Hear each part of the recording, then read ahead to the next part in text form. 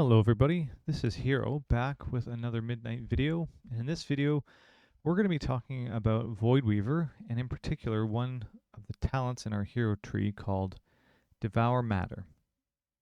And the reason I want to talk about it is because I'm looking at how to push damage in a Mythic Plus scene for disc, and I found a few interactions with this skill and in general that can maybe be leveraged for this purpose.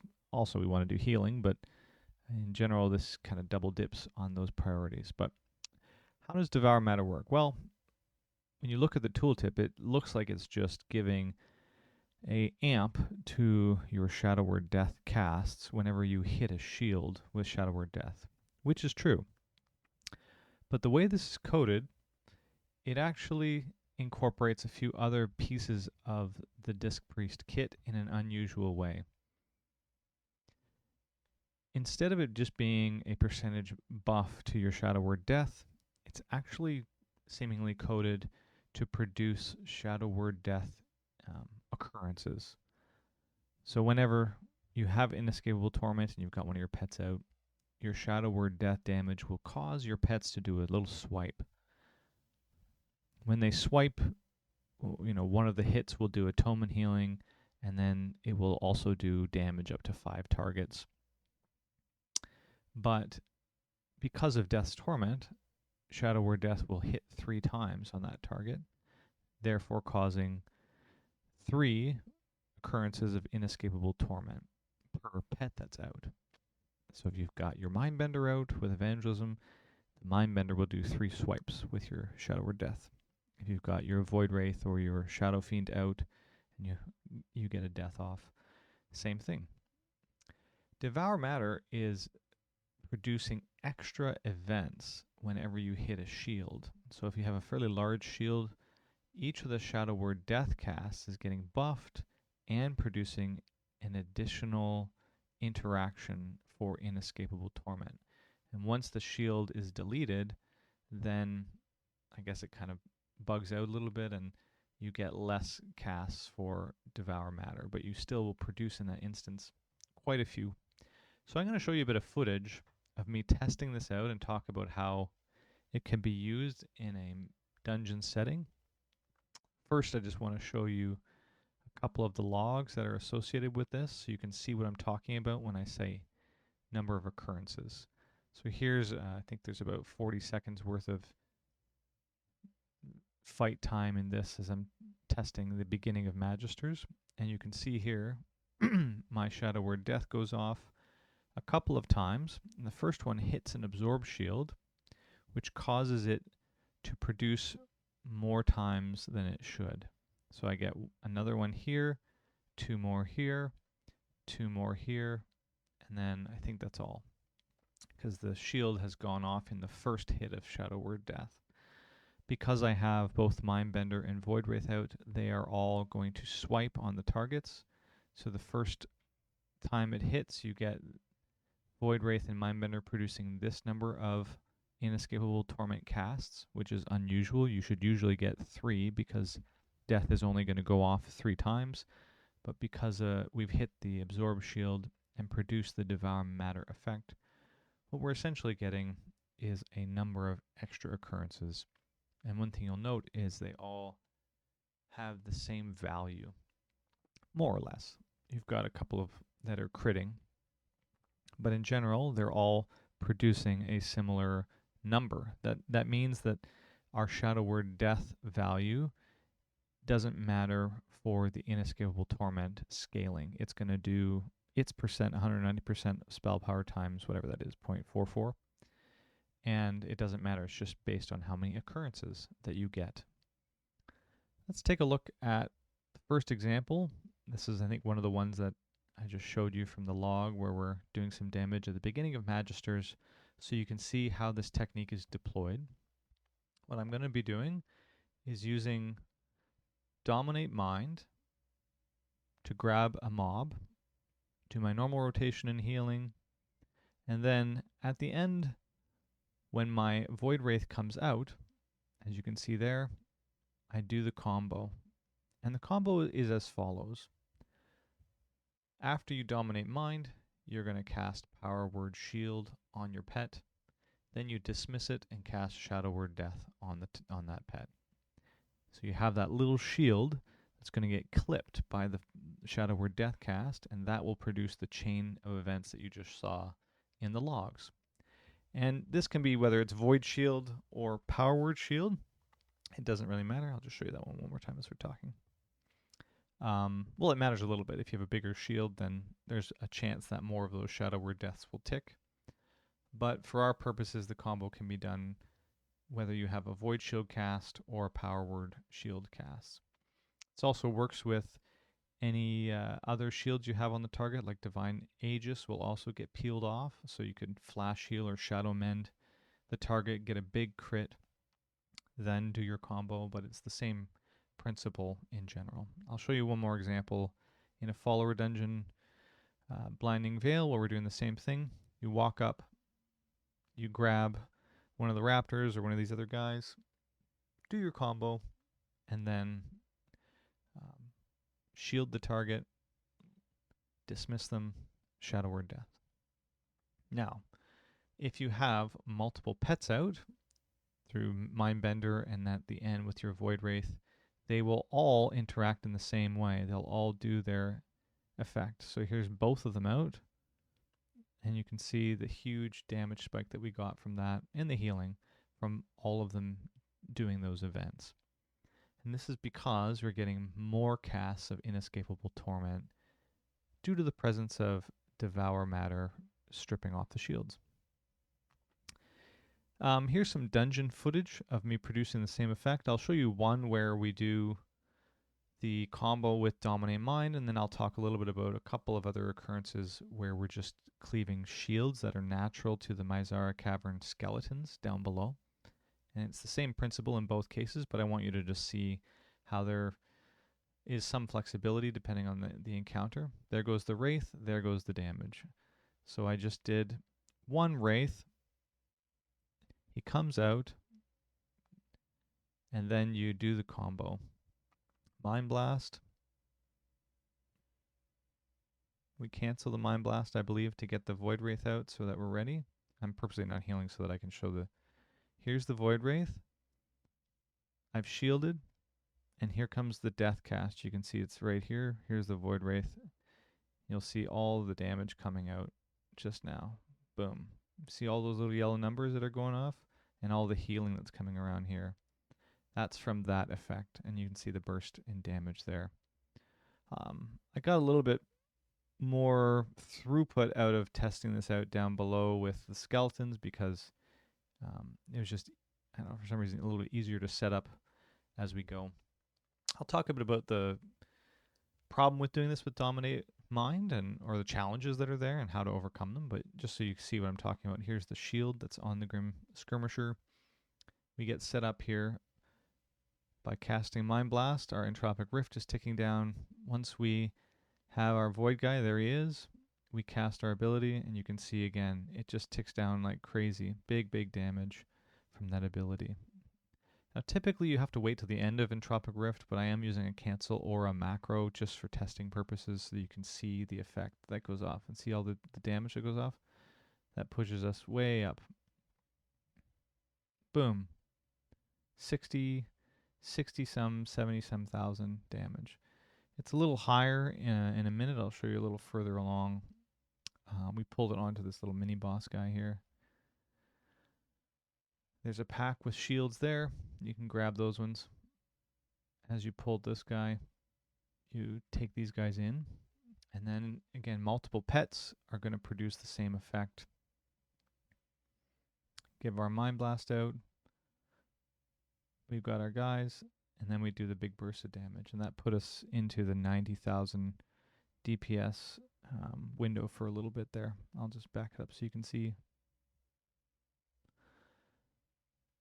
Now, it's fairly straightforward to do this. You don't need to do any of the weird mind control stuff when you're in Mizara Caverns to produce this effect. But getting it off on a mind control is another matter, and so we have to think of ways to simplify that effect. You can see all the damage events just going off right here. Bang, bang, bang, bang, bang. That's because we have both the Bender and the Wraith up, and all those shields get ripped off, but it's also doing that cleave AoE damage to everything else.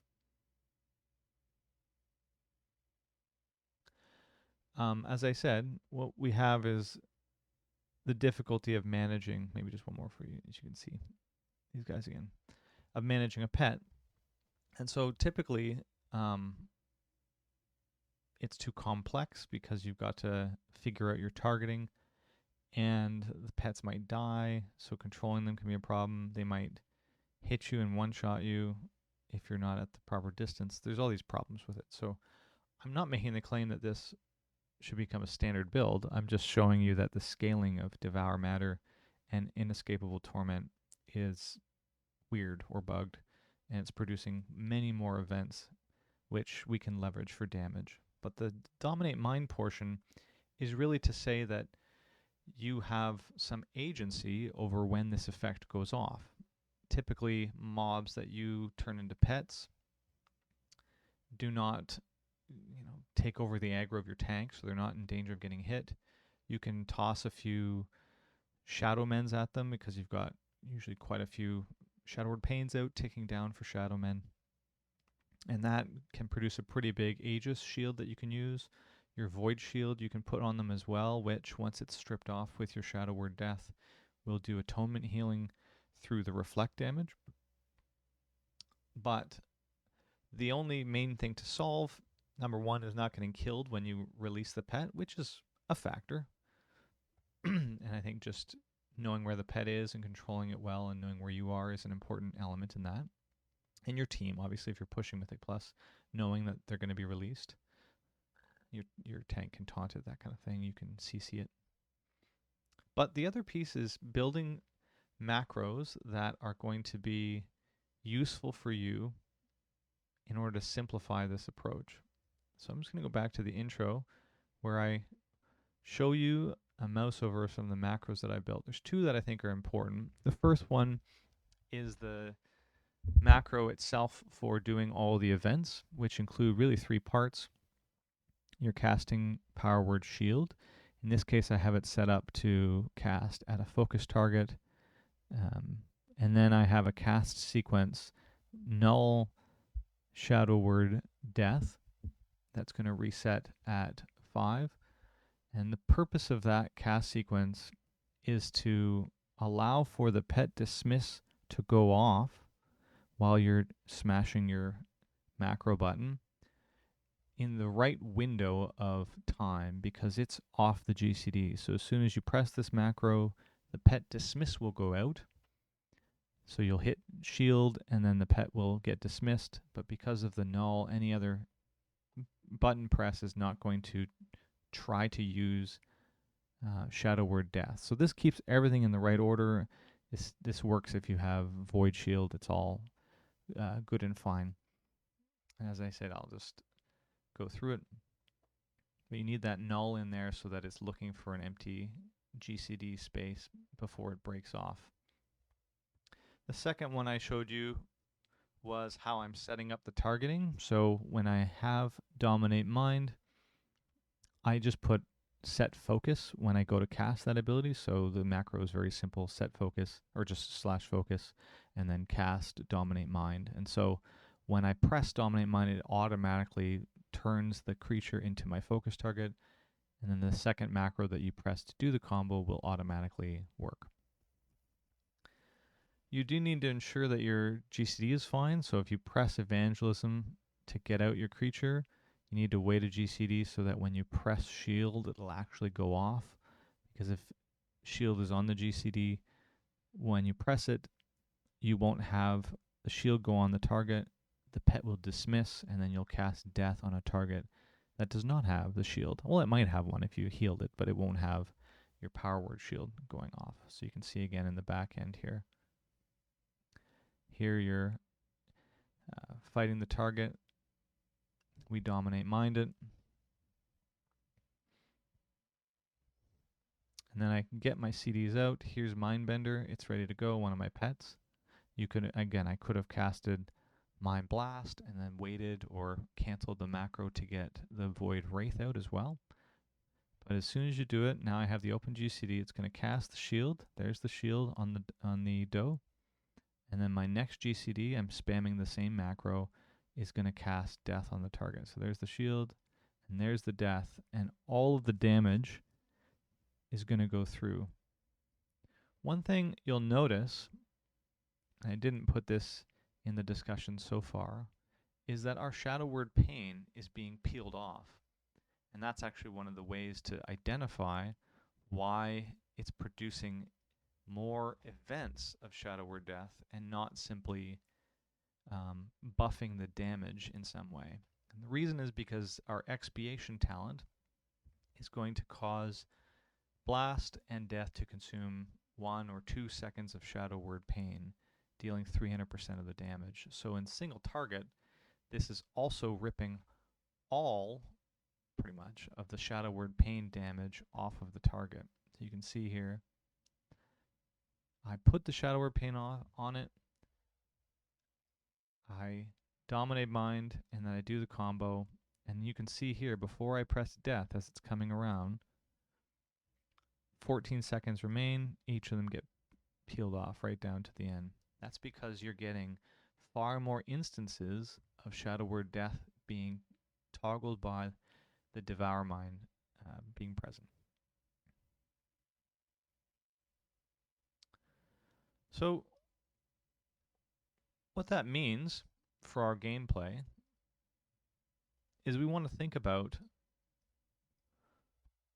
moments in general where there are shields, like the skeletons, moments where it might make sense to grab a mob and bring it along because it's going to give you an opportunity to do a big pull where you cleave massive amounts of damage. And just in general, how Voidweaver's kit is producing its throughput.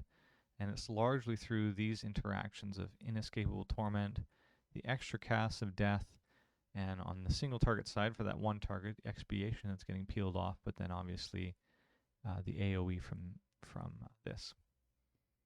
I don't think you have to play with a cancel or a macro, but in general, like if you're just doing this, you can do the Mind Blast. You can wait for Entropic Rift to be finished before doing this. Here's the guy. He comes out, and we can just immediately do our combo. And boom, it blows everything up. It's not that really complicated once you set up the macros. It's just understanding the timing for these abilities. See, there's expiation pulling all of that shadow word pain damage off. And then shadow word death is logged as doing 16,412 damage, which it doesn't usually do that much. Inescapable, the thing died before we got all the damage out, but you can see it's a huge, huge, huge amount of burst. When you're doing a pull in a dungeon, you can just open up, either grabbing the guy that's in the pack, one of them, or casting Mind Blast, and then grabbing a guy, so this is ticking down. And then when he's out, you just do your combo as normal.